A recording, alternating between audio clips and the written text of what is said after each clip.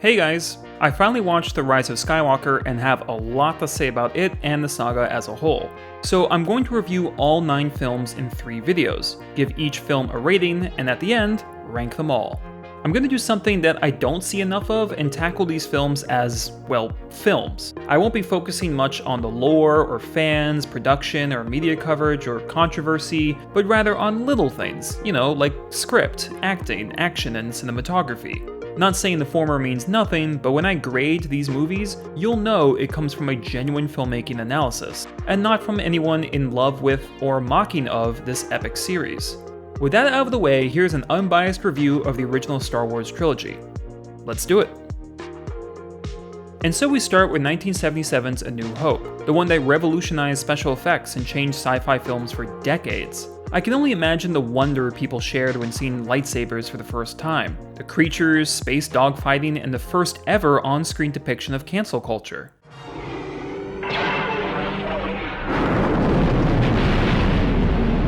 Obviously, I didn't have the same kind of awe seeing such spectacle, but something that resonated with me even at a young age is the film's sound design. Ben Burtt created all the iconic sounds in the series, and the reason they function so well here is that while they are futuristic, they feel realistic. The way the lightsabers wobble and crash, the harsh breathing of Vader, Chewbacca, they aren't clean. And part of that is due to Burtt creating many of the sounds by hand. And for my money, the best design is the TIE Fighter's scream. I highly recommend everyone watch this 2-part video of Ben Burtt explaining both the history of sound design and his work on WALL-E. It's excellent. While I consider sound this film's highlight, there's plenty to appreciate otherwise. The slow pace at the beginning is ideal for this classic hero's journey. Han Solo is a great character, and Harrison Ford plays it with the kind of swagger every guy at a club pretends to have.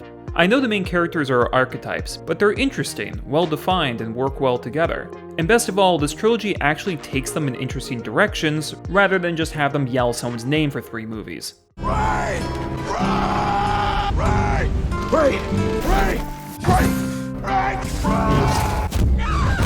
A small detail I love is how, while this takes place far away and years ago, there's still a guy who won't let go of his old, battered car.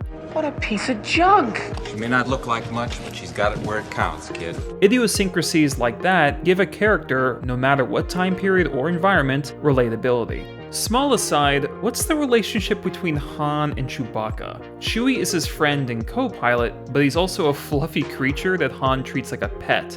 So he's like if your dog could talk and travel through space smuggling contraband with you. Wait, that sounds amazing, never mind. A New Hope is an older adventure film with a troubled production, so I can forgive some odd moments, like this guy who is having a great time as he plummets to his death.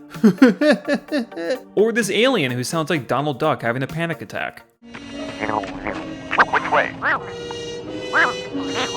I can forgive Obi-Wan's lightsaber literally reverting to a prop. When first seeing the film, I interpreted it as Obi-Wan's power growing weaker. That's not intentional, but let's roll with it. What I can't let go is the actual fight choreography.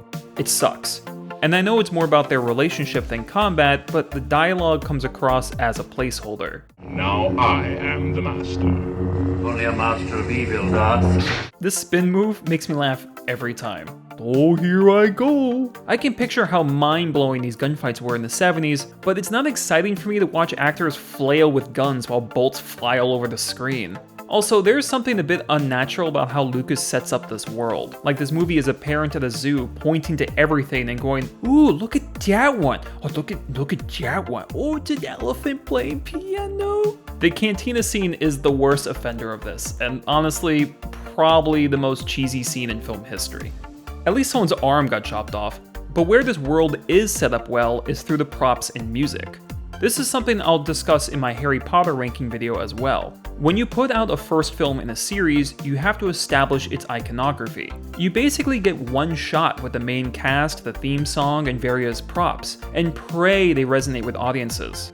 And they did, because the props are interesting, all the music is spectacular, and the cast connect. Every image feels planned and inspired, and I can't overvalue how crucial that is when writing fantasy. To go back to the cast, the original trilogy gets by a lot on the performances. If you hire good actors, you can sell the audience almost anything. Sometimes all you need is an astounding delivery of one simple line. The Force will be with you, always. These action scenes don't hold up that well, but what do are the squabbling, a slick negotiation, and one of my personal favorites, downtime on board. This scene is great because it's quiet. Unlike other films, where the bonding feels artificial and forced, like a check mark, we start this scene in medias res, meaning in the middle of things. You can feel how long they've been hanging out here, and you feel it because it's calm. Han Solo looks almost bored. This is actually a perfect way to teach the audience about the Force because it's a casual situation. The discussion is a natural part of the scene, and so it feels like a natural part of this world. You see? As it stands, A New Hope is precisely how to ignite a saga. With all its technical issues and cheesy dialogue, the film delivered on the things that mattered most. 8 out of 10. Good job, Lucas. Now the world, our protag and antagonists, are set up. The scariest thing in the galaxy is gone. Where do you go from here?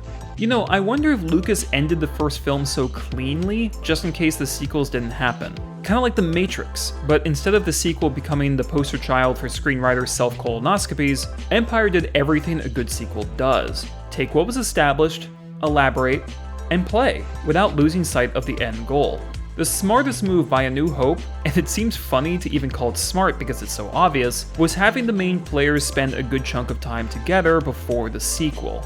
That way, when they splinter off, we yearn to see them reunite. If you break up the gang too early, when they coalesce, it flounders emotionally, because it's like the films cheated us out of their bonding. But I'm getting ahead of myself. I'm not gonna dock points for special effects in a film this old, but the janky stop motion does remove me a tad from a set piece. Still, the opening scene on Hoth is a fantastic way to start the drama. Credit to the set design, not just to the builders, but to whoever decided to make the action occur somewhere where there's easy debris. Snow is powdery, and whether you dust it in the air, explode it, or pour it from ceilings, it creates that chaotic sense of being under siege. It's good advice for any filmmaker. Let the setting work for you. In fact, I'm willing to say all the action is improved in this installment. The lightsaber duel boasts some nice shot composition, the smoke makes the weapons look beautiful, and the fact it goes in stages creates some nice tension.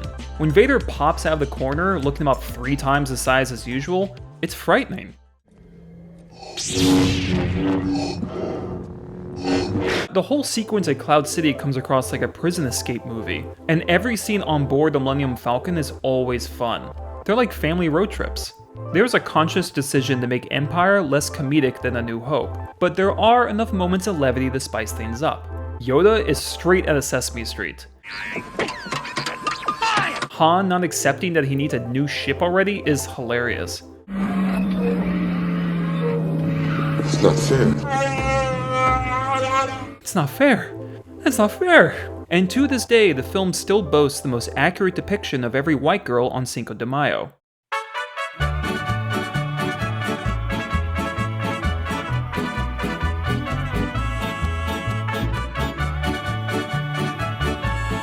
I got much enjoyment at how ruthless Vader is here.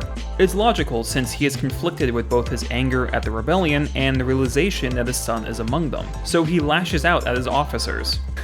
Seriously, these employees have less staying power than Trump's cabinet. There are so many uncharted settlements. And we're preparing to... I shall assume full responsibility for losing them and apologize to Lord Vader. Did your men deactivate the hyperdrive on the Millennium Falcon? Yes, my lord. Good. Oh no! No! My main complaint here is that there needed to be more Han and Leia. They have decent chemistry, and their opposing natures make for an appealing pair, but their romance is slightly undercooked. I understand and admire that their bond is explored through conflict, but I needed more. Card player, gambler, scoundrel, you'd like him. Did we really need these scenes with the abominable snowman or the worst Airbnb ever? You could have cut those and added more scenes of our romantic duo. No, not that one. The scene where the Emperor is introduced is so sad upon rewatching it. I have no doubt this boy is the offspring of Anakin Skywalker. Palpatine sees Luke as a threat. He could destroy us. At face value, Vader responds and says that Luke is defenseless and easy to take out. He's just a boy. Obi-Wan can no longer help him. Of course, we learn that Anakin is Vader and is in fact Luke's father. So let's watch that again. He's just a boy. Obi-Wan can no longer help him. He's just a boy. Leave him alone. He can't hurt us. It's the first sign that Vader isn't pure evil. And in fact, he's the one to propose converting Luke instead of wiping him out. If he could be turned, he would become a powerful ally. I can't say for certain this was the scene's intent, but the fact that I can even argue this point puts some stock into the film's scriptwriting. Saying that, there are still a handful of goofball moments. I don't know where you get your delusions, laser brain. Ugh. Also, the no-name actors have some interesting line delivery.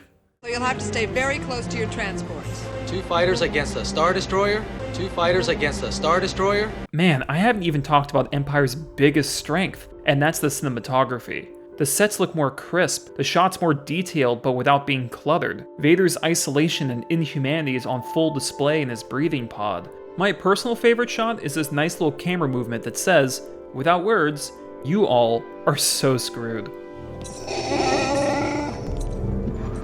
Speaking of visual storytelling, this carbonite scene is great. The audience doesn't know what carbon freeze is, but we can guess. We know it's bad, but we have no context. So you need to yank our heartstrings with other factors.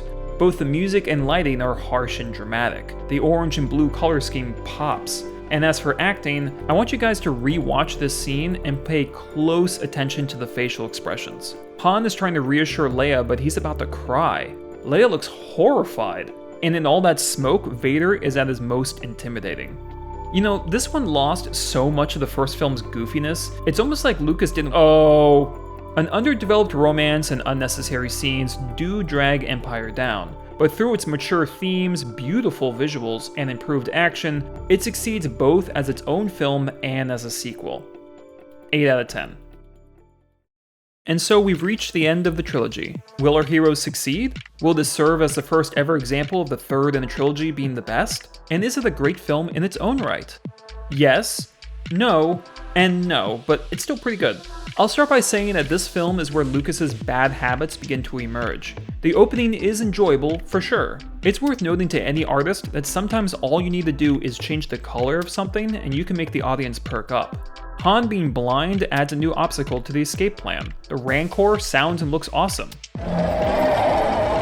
Even as a child, I thought parts of this intro didn't make sense. This three-way conversation is bonkers. Why is C-3PO speaking in English to both of them if he's a translator? And will gladly pay you the reward of 25,000. 50,000, no less. Why is this plan so complicated? Why does Boba Fett go down like a little bitch?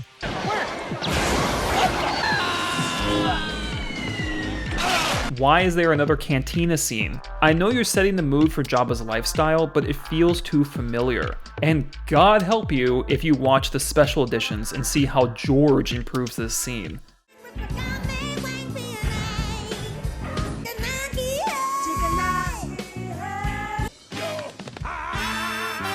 Lucas is credited not just for the story, but for the screenplay. And that really shines a light on why we get less of this. Maybe. When you aren't acting like a scoundrel. The future, the past, old friends long gone. And a bunch more of this.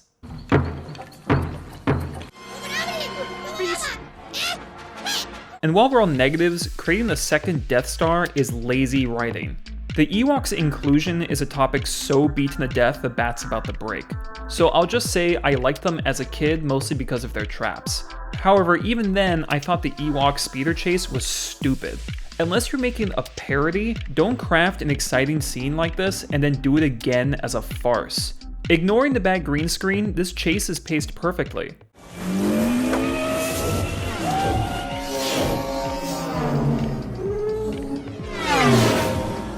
Why spoil it? Saying all of that, this is still a good film. The Resistance here is portrayed as they should be in these kinds of movies, daring and scrappy.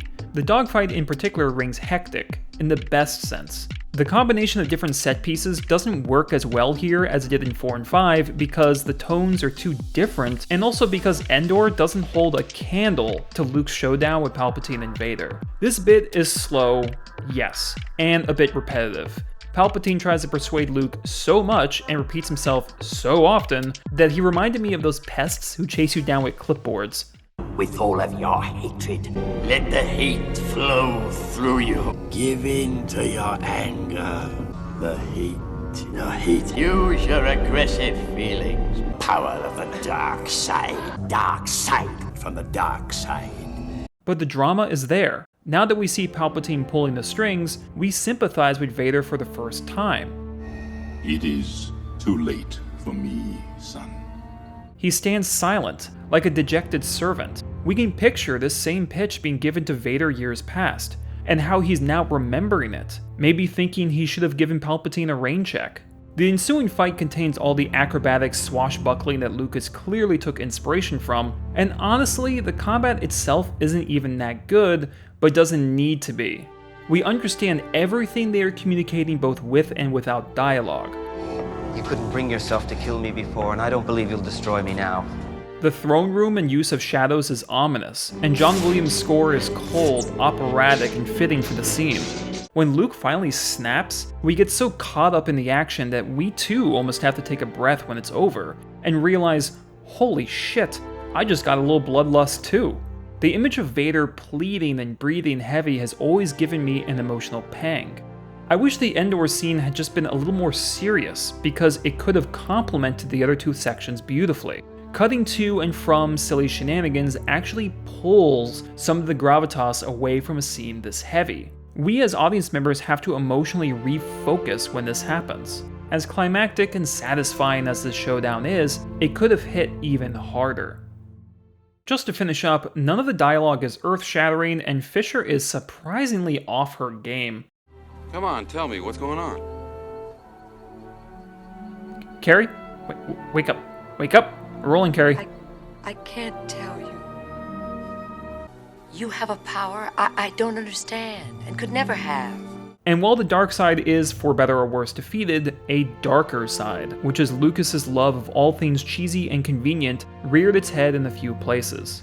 Yet for its themes, music, and moments of brilliance, The Return of the Jedi mostly makes up for its missteps and gets a 7 out of 10. And the trilogy, as a whole, gave us a fairly consistent and well-crafted journey. One that I wouldn't call a clear candidate for best trilogy ever, but at least a contender. So, those are my thoughts on the original trilogy. What are yours? Comment below and stay tuned for my next video, which will discuss the prequels, and then finally, the Disney sequels. Follow, share, subscribe. I just created a Letterboxd, so find me there, all that fun stuff. And as always, thanks for watching.